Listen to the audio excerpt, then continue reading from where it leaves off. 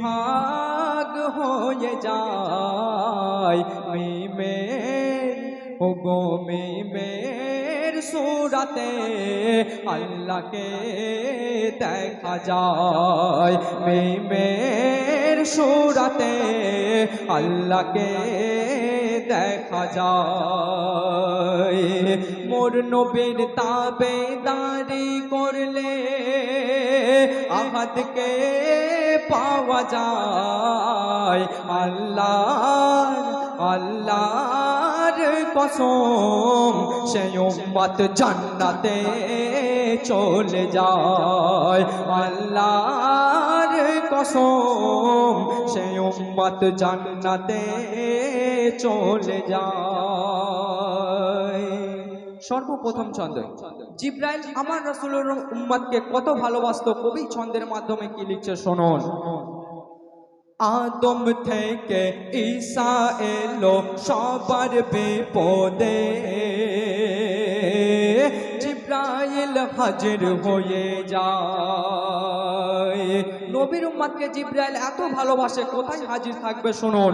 নবীর বিপদে পুলসিরাতে নবীর উম্মতের বিপদে পুলসিরাতে জিব্রাইল পলক বিছিয়ে দেয়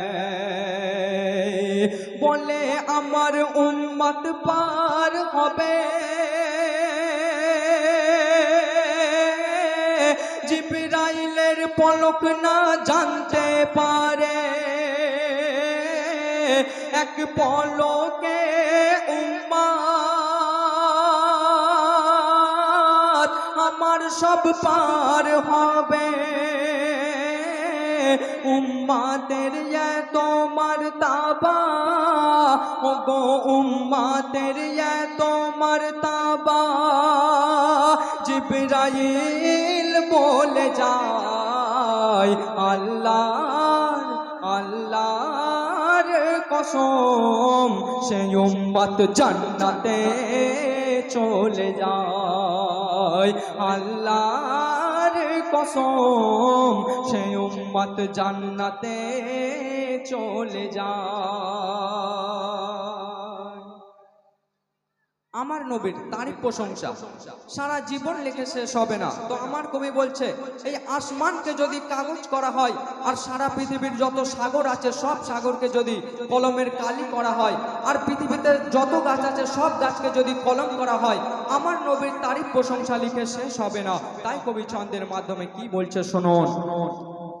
তারিফ তোমার যতই করি শোনো আমিনার লাল তুমি সুরাতে জামাল ইয়া রাসূলুল্লাহ তুমি নূরে মানওয়ার তোমার হুসন মুকাম্মাল তুমি সবার থেকে আফজাল তোমার নেই যে মিশাল কেন যে তোমার পথে চলে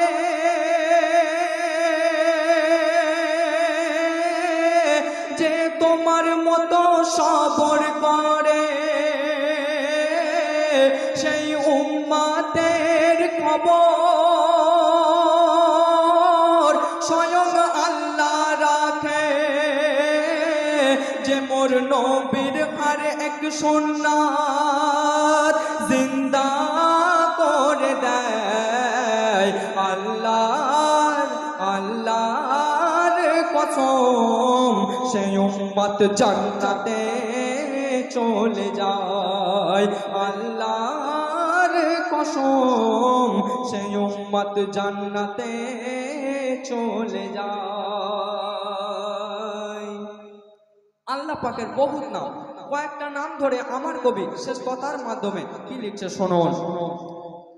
ইয়া আকরামুল আকরামিন ইয়া খায়রুল নাসিরিন শোনো মোর রাব্বুল আলামিন আর তোমার হাবিবকে ভালোবাসে করি আমি তাজিম শোনো মোর হকের হাকিম আর নবীওয়ালা ইখলাস করে দাও সাহাবী ঈমান করে দাও রহমানুর রাহিম নেক দোয়া কবুল করো